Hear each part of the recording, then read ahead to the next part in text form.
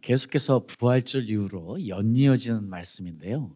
지난주에 저희들이 주님께서 제자들을 부르시고 그리고 위임하셔서 특별히 성령이 임할 때 너희가 증인이 되리라 말씀하셨죠.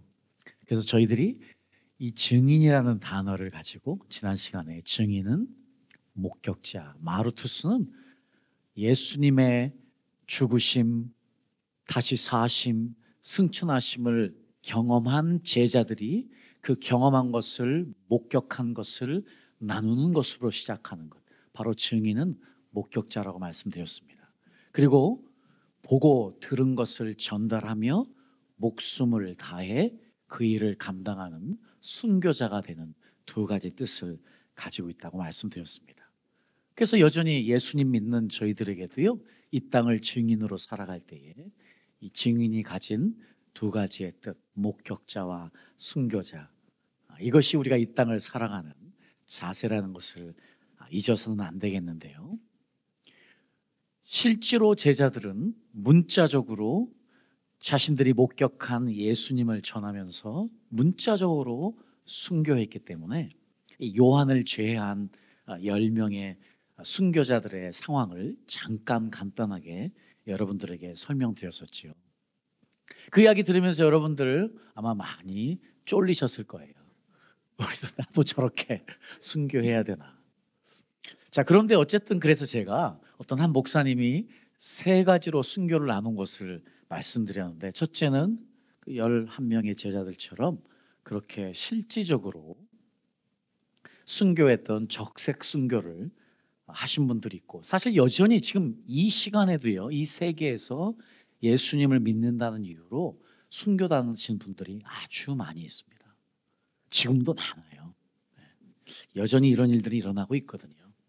근데 너무 감사하게도 저희들에게는 아직 이 일들이 일어나지 않아서 우리와는 상관없는 일인 것 같습니다. 그러나 여전히 이 땅을 살아가는 저희들이 잊지 않아야 되는 것은 어떤 순교가 있느냐? 백색 순교가 있습니다.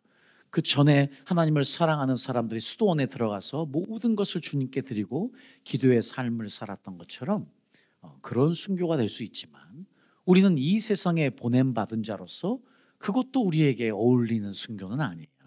그렇다면 우리에게 제일 어울리는 것, 우리는 여전히 이 땅을 살아가야 되는데, 그렇다면 녹색 순교, 녹색 순교를 해야 되는데, 우리가 순교자적인 삶을 살아야 되는데, 도대체 순교자적인 삶을 사는 것이 무엇인지 오늘 좀 더 구체적으로 여러분에게 말씀드리려고 해요. 왜냐하면 죽어야 되거든요.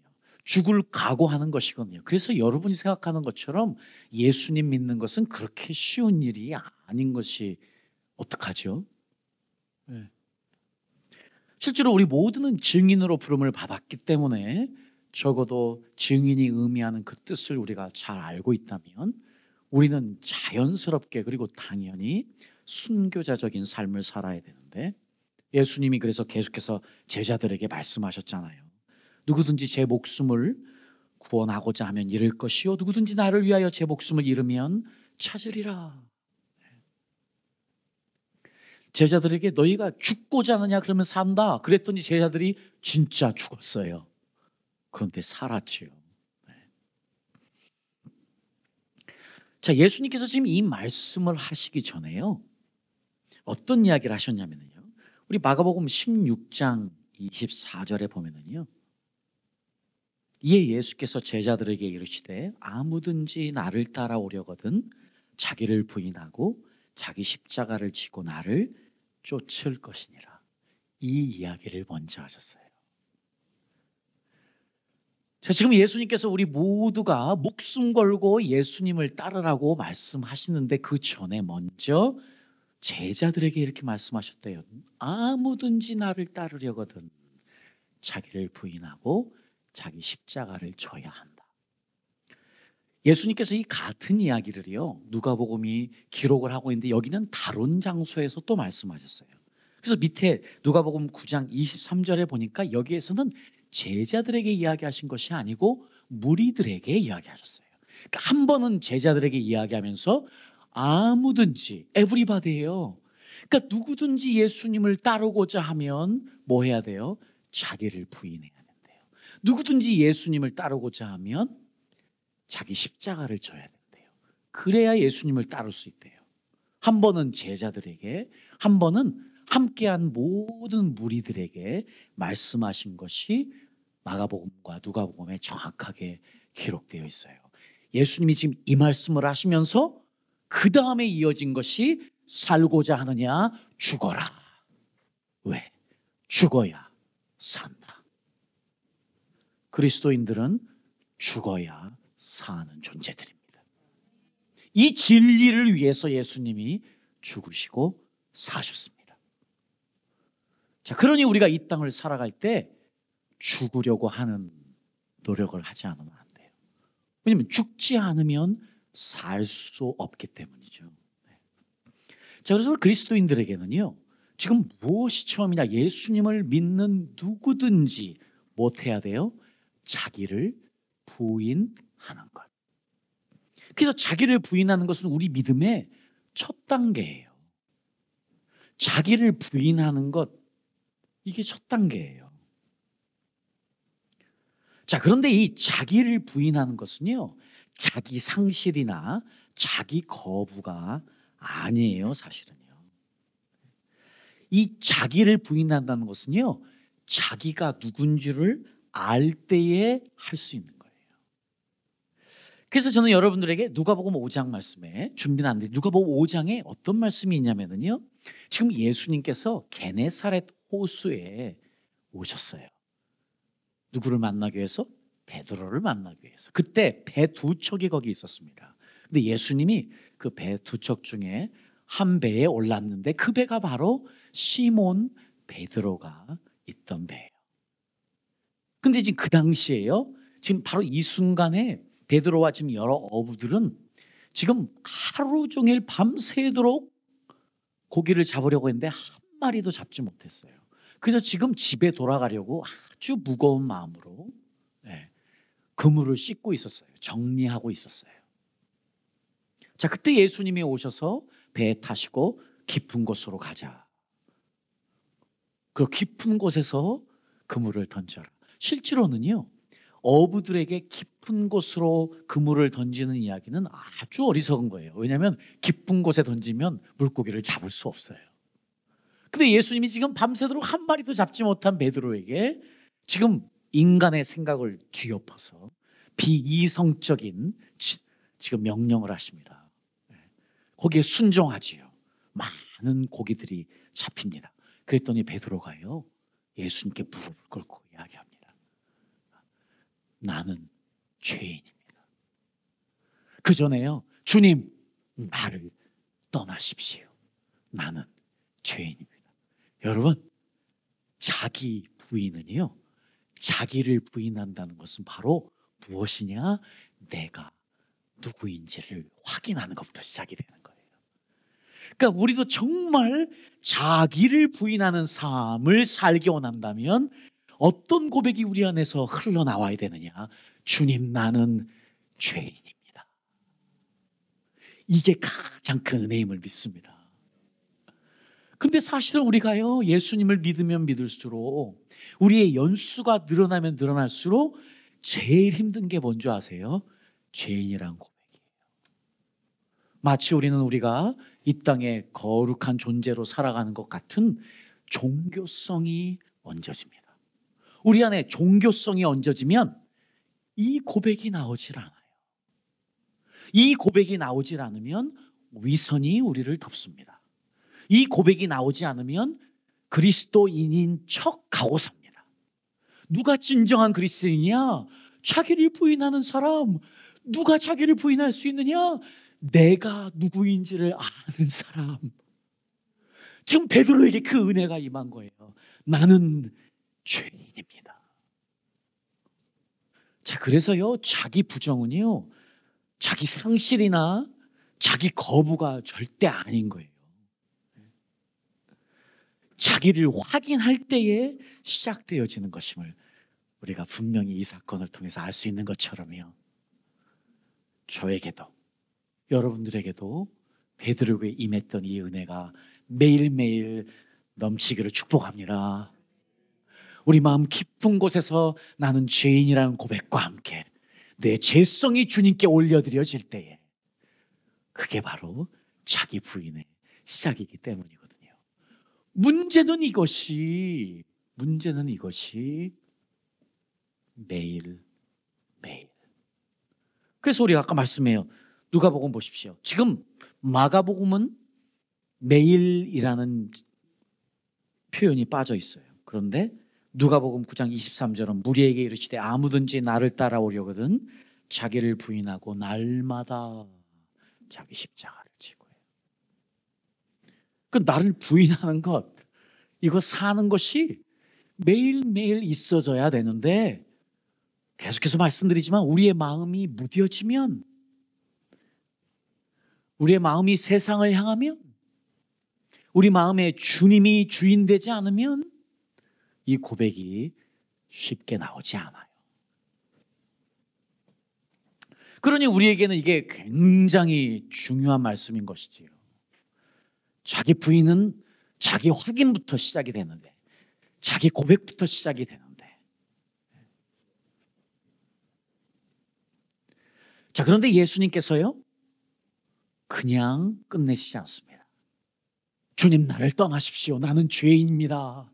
이렇게 고백하는 베드로에게 예수님께서 무엇을 주시는지 아십니까? 너는 누구야? 확인시켜 줍니다. 너는 이제 사람을 구하는 사람이 될 거야. 그러니까요, 우리가 자기를 부인하잖아요. 그거는 사실 나는 죄인이라는 내 죄성을 내려놓는 일이거든요. 그 일이 되면 어떤 일이 일어나냐면 내가 누구인지 정체성이 확인되어지고 살아나는 거예요. 그래서 진정한 하나님이 주신 자아가 예수 안에 세워지는 거예요. 자기를 부인하는 건 예수님이 내 자아를 짓밟는 게 아니고요, 원래 그분이 나를 창조하신 그것을 세우기 위해서 죄성을 내려놓는 작업, 그게 자기 부인인 거예요. 자, 그러니까 이제 우리가 예수님을 믿을 때도 우리 관점을 바꿔야 되는 것이에요. 그렇습니다. 여러분, 예수님 믿으면 축복받습니다. 여러분, 예수님 믿으면 행복하게 삽니다. 예수님 믿으면 이 땅을 용기 있고 승리하며 살 수 있습니다. 그런데 그게 시작이 아니에요. 이거예요. 자기를 부인해야. 그래서 주님을 만나는 것은요, 고기를 많이 잡는데 포커스가 있는 게 아니에요. 돈을 많이 버는데 포커스가 가는 것이 아니고요, 사업을 성공하는 것도 우리의 모든 포커스가 아니고요, 중요한 것은 주님이 내 인생에 오셔서 나를 어떻게 바꾸어 가시는가. 그 시작이 자기 부인, 자기 고백, 죄인이라는 고백부터 시작된다는 사실입니다. 자, 그래서 이제 기독교가 다른 종교와 다른 이유가 여기 있는 거예요. 왜냐하면 어느 종교는 자기를 부인하는 것도 있어요. 그런데 그게 마치 자기 비하, 자기 연민으로 이어져요. 근데 기독교의 자기 부인은 절대로 자기 비하와 자기 연민과 자기 상실과 자기 거부가 아니에요. 자, 이것을 정확하게 어떤 말씀이 표현을 하고 있냐면 로마서 6장 11절에 보면은요, 이와 같이 너희도 너희 자신을 죄에 대하여는 죽은 자요, 그리고 예수 안에서 하나님을 대하여는 산 자로 여길지니라. 그러니까 지금 우리가 자기를 부인한다는 것은요, 결국은 뭐가 부인되는 거예요? 죄, 내 안에 있는 죄성. 내 안에 있는 죄성은 죄를 짓고 싶어 하는 마음. 자, 그러니까 우리가 죽어야 되는 이유가, 지금 내가 예수 안에 와서 죽으면 어떻게 되느냐? 예수 안에서 하나님을 대하여는 산 자로. 그러니까 죽으면 산다는 것이 그건 거예요. 이게 역설적인 이야기지만 이 진리예요. 죽으면 살아요. 포기하면 살아요. 자, 그래서 우리가 이제 한번 확인을 해봐야 될 것 같아요. 이 땅을 살아갈 때 그러면 나는 지금 자기를 부인하고 살아가고 있는지를 확인하기 위해서 우리는 두 가지를 생각해 볼 수 있을 것 같은데, 첫 번째는 뭐냐면요, 나는 누구를 위해 사는가? 내가 정말 자기를 부인하고 사는지 부정하고 사는지를 확인하기 위해서 우리는 이 질문을 꼭 해야 됩니다. 나는 지금 누구를 위해 사는가? 자, 고린도후서 5장 15절에 사도 바울이 이렇게 이야기합니다. 우리가 만약에 매일매일이요, 나를 부인하고 살잖아요. 지금 매일매일 내가 나를 부인하고 살면 내 인생에 굉장한 전환점이 이루어집니다.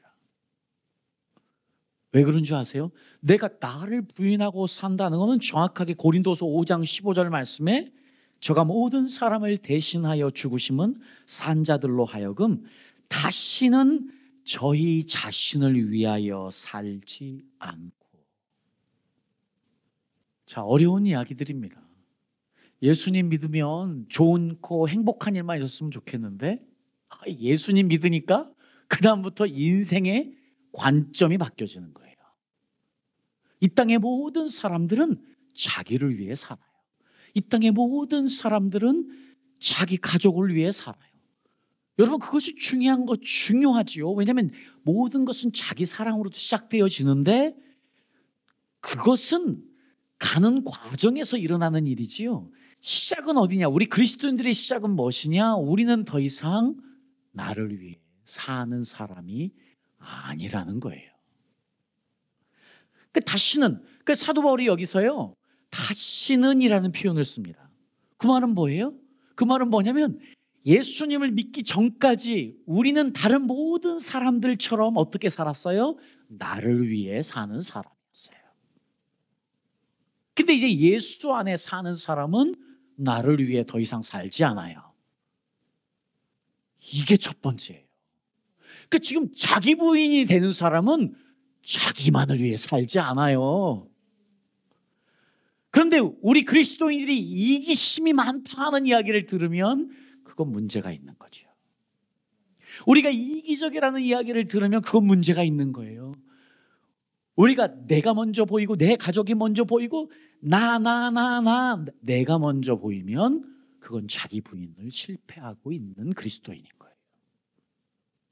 자, 그래서 저는 그 단어 중에서요, joy라는 단어, 여러분, 우리가 정말 진정한 기쁨이 넘쳐야 됩니다. 정말 진정한 평안, 사랑, 기쁨이 넘쳐야 우리가 정말 하나님 안에 자녀로 사는 권리이고 특권이고, 그것이 결국 나를 하나님의 증인되게 하는 힘인데, 그 중에서 하나 joy 같은 경우요, 이 joy라는 단어 여러분 잘 알지만 Joy잖아요. joy가.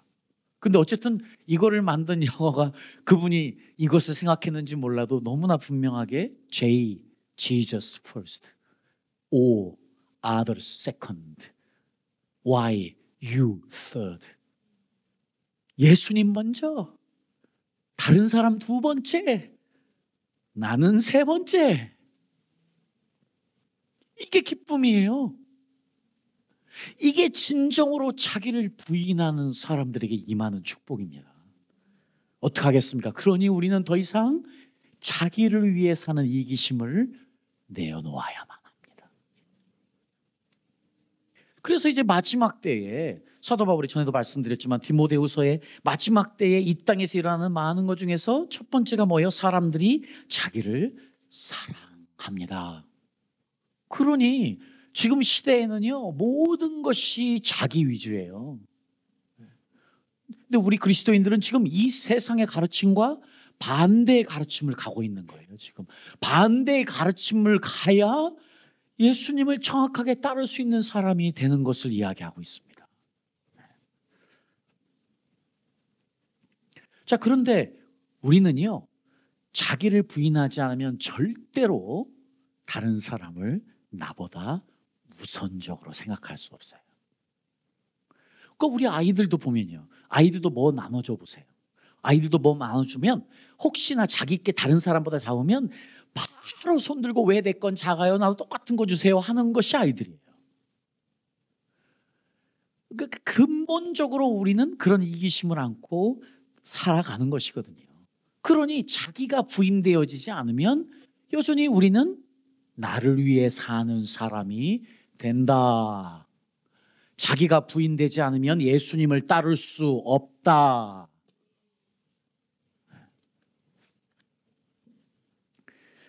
자, 그것이 첫 번째로 우리가 확인해 봐야 합니다. 내가 정말 진정으로 나를 부인하고 사는지. 두 번째로는요, 내가 정말 자기를 부인하고 사는지 확인하기 위해서 우리는 이 질문을 해야 되는데, 나는 누구의 것인가? 여러분도 잘 아시다시피 우리 죄의 사실 본질은요, 죄의 본질은 자기를 주인의 자리에 올려놓는 거예요. 내가 내 인생의 주인이 되는 거예요. 내가 모든 것의 주인이 되는 것, 그것이 사실은 죄의 본질이에요. 그러니까 실제로 아담과 하와가 처음으로 죄를 지을 때 뱀이 와서 어떻게 유혹을 하죠? 너 저 선악과 따먹어봐. 그랬더니 아담과 하와가 이야기합니다. 저거 먹으면 죽는다고 그랬어. 뱀이 이렇게 꼬드깁니다. 아니야, 죽을까 하노라 했어요. 죽을 수도 있다고 그랬어요. 너 저것을 먹으면 너희 눈이 밝아져. 그 말은 너도 하나님처럼 되는 거야. 자, 그 꼬임에 넘어간 아담과 하와의 불순종으로 우리가 지금 죄악된 세상에서 그 죄성을 안고 살아가지 않습니까? 지금 이 모든 세상은 결국 계속해서 우리에게 어떤 유혹을 하느냐? 너희가 당신 인생의 주인이야. 너를 위해 살아야 돼. 네가 너의 모든 것이야. 그렇게 가르치지 않습니까? 그 결국은요, 어떤 이야기예요? 내가 산다. 자기가 살면 죄가 나를 다스리는 거예요. 내가 부정되어지면 죄가 다스려지는 거예요.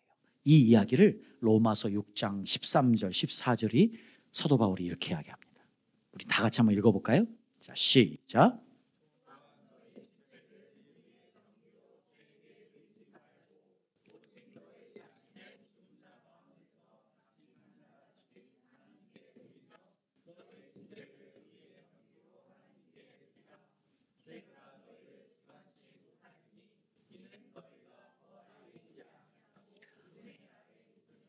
아멘. 그렇습니다. 여러분, 지금 우리의 삶도요, 매일매일 선택이에요. 어떤 선택이냐? 내 몸과 내 마음을 누구에게 드릴 것인가? 내가 내 자아를 따라가면, 내가 내 자아가 원하는 죄성을 따라가면 죄에게 내 몸과 마음을 주는 거예요. 그런데 나를 하나님께 드려요. 자, 그래서 죄가 나를 주관하지 못하게, 죄가 나를 다스리지 못하게, 죄가 나를 이끌어가지 못하게 하는 것, 그것이 자기를 부인하고 사는 삶입니다. 그러니까 우리가 이 땅에 살아가는 동안에요, 주님, 나를 부인하고 예수님을 쫓기 위해서 우리는 아마 로마서 14장 7절 8절 말씀을 고백해야 될 것 같습니다. 이것도 우리가 큰 목소리로 한번 읽어보겠습니다. 자, 시작.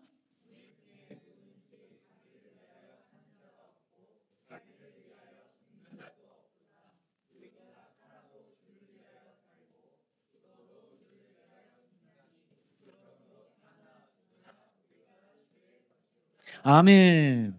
그렇습니다. 우리 기독교인의 놀라운 능력은 여기에 있습니다. 우리는 죽어도 살아요. 죽어야 살아요. 그러니까 우리 기독교인들은 죽음이 두렵지가 사실 않아야만 합니다. 왜냐하면 우리는 사나 죽으나 주의 것이고, 죽으면 영원한 삶이 우리를 기다리고 있기 때문이잖아요. 그러니까 이 진리가 우리의 삶을 다스리게 해야만 하는데, 자, 그래서 이제 우리는요, 어떤 삶을 살아야 되느냐? 자, 우리 다시 한번 고린도 후서 5장 15절 말씀 우리가 읽었잖아요. 내 안에 자기가 부인되지 않으면 나를 위해 사는 삶이 되는데, 자, 우리가 부인되어지면 밑에 오직 저희를 대신하여, 자, 우리 그 말씀을 한번 다 같이 읽어보겠습니다. 시작. 오직 저희를 대신하여 죽었다가 다시 사신 자를 위하여 살게 하려 함이니라. 네, 우리 자아가 부인이 되어질 때 우리는 그때야 비로소 우리가 나를 위해서 죽으시고 다시 사시고 승천하신 그 예수님을 위해서 살 수 있게 된다는 것이지요. 네. 그러니 자기를 부인하는 일이 매일매일 우리 삶에 있지 않으면 우리는 주님을 위해서 죽을 수 없고 주님을 위해 살 수 없는 것이기에, 여러분, 오늘 다시 한번 우리는 말씀을 통해서 죽어야 사는 이 하나님의 놀라운 진리, 예수님이 가르쳐주신 이 진리를 실천하며 매일매일 살았으면 너무 좋겠습니다. 그래서요, 예수님을 믿는 시작 세례잖아요. 예수님을 믿는 시작이 세례인데 이 세례가 굉장히 의미 있는 것이에요. 그래서 세례를 받을 때 영적인 전쟁이 굉장히 있어요. 그러니까 세례를 받으려고 하면 별의별 일들이 있어요. 그동안 저도 세례를 이런저런 나라에서 줘봤지만 세례를 줄 때 사탄의 역사가 강해서 세례를 못 받는 사람들이 종종 생겨납니다. 그 바로 세례가, 계속해서 말씀드리지만 오늘 제가 여러분과 말씀드린 죽고 사는 이 현장이기 때문이거든요. 골로새서 2장 12절 말씀, 우리 모두 대부분 다 세례를 받았으니까 이 말씀 우리 세례의 현장으로 우리를 다시 이끌어가면서 읽어보도록 하겠습니다. 시작. 세례로 그리스도와 함께 장사된 바 되고 또 죽은 자들 가운데서 그를 일으키신 하나님의 역사를 믿음으로 말미암아 그 안에서 함께 일으키심을 받았느니라. 그러니까 세례는요, 물속에 들어가서 예수님과 죽고 물속을 나올 때 예수님과 사는, 지금 죽어야 사는 그 놀라운 예수님의 진리를 경험하는 현장이 세례식인 거예요. 그런데요, 이 세례가 내가 세례받은 날 그날로 끝나냐? 아니에요. 그게 아니에요. 여러분, 로마서 6장 5절에요 이 세례와 연관되어져서 지금 사도 바울이 다시 이야기하는데 뭐라고 이야기하냐면, 이거는 제가 영어로 여러분에게 말씀을 좀 드려야 돼요. 여기 보면 For if we have been united with him in a death like his. 지금 어떤 이야기냐면 여기서 나올 때 시제가 중요한데요. We have been united with him. 지금 우리는요, 그분과 함께 있어 왔어요. 언제부터? 세례받은 그날부터 지금까지 이 이야기. 그러니까 우리가 지금 세례받은 그날 예수님과 함께 죽음을 경험한 그날, 부활을 경험한 그 경험이 한 번으로 끝나는 것이 아니고 계속해서 우리의 삶에서 지금까지 이어질 때에 어떤 걸 우리가 매일매일 경험하느냐? 그의 부활과 같은 모양으로 연합한 자가 되는 것. 그러니까 우리는 먼저 그의 죽으심과 같은 모양으로 연합한 자가 되었으면, 이게 세례잖아요. 우리가 지금 세례식 때 물속에 들어가서 죽음을 선포하거든요. 나는 죽었습니다. 나는 예수님과 함께 죽었습니다. 나는 십자가에서 예수님과 함께 죽었습니다를 선포한 그날 이후로 우리는 무엇을 경험하느냐? 또한 그의 부활과 같은 모양으로 연합한 자가 되는 것. 부활의 생명을 경험하는 거예요. 자, 이것이 우리가 매일매일 경험해야 되는 자기 부인과 함께 경험되어지는 죽음, 자기 부인과 함께 경험되어지는 생명 부활인 것이지요. 근데 이게 우리 힘으로 안 돼요. 우리가 하려고 되는 게 아니에요.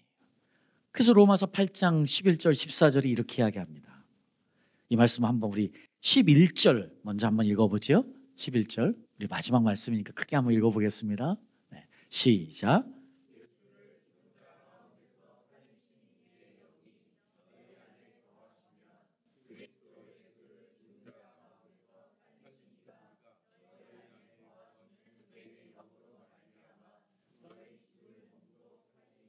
네, 지금 11절에 하나님의 영 성령이 우리를 죽은 자 가운데서 살리신대요.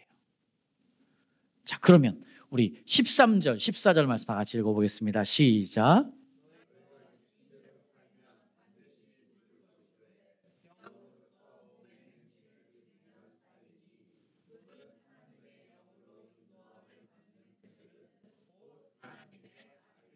아멘. 우리가 어떻게 죽을 수 있습니까? 하나님의 영 성령이 임했을 때, 우리를 그 자리로 인도합니다. 내가 나를 죽이려고 애쓰잖아요. 그러면 어떻게 됩니까? 위선자가 됩니다. 종교의 탈을 쓰게 됩니다. 고행을 가는 것이요, 아름답게 보이지만 그것이 굉장히 무서운 병이 될 수 있습니다. 그런데 우리는 압니다. 내가 할 수 없고 성령을 의지해야 되니 우리가 자기를 어떻게 부인합니까? 하나님의 영이신 성령님께 의지하고 나를 다스려 주십시오. 우리는 압니다. 우리가 어떻게 성령의 지배를 받을 수 있을지를. 그 일을 위해서 우리는 오늘도 내일도 주님 오시는 그날까지 죽기 위해 갑니다. 어디로? 십자가로. 예수님 앞에, 십자가 앞에 예수님과 함께 못 박히러 갑니다. 그리고 우리는 거기에 예수님과 함께 내가 죽으면 예수님과 함께 다시 사는 생명을 경험하게 됩니다. 이것이 매일매일 우리의 삶 가운데 영적으로 임하기를 축복합니다. 그래서 정말 생명으로 충만한 저와 여러분 될 수 있기를 축복합니다. 자, 그러니 우리가 한번 죽이러 가야 되겠습니다. 우리를 십자가.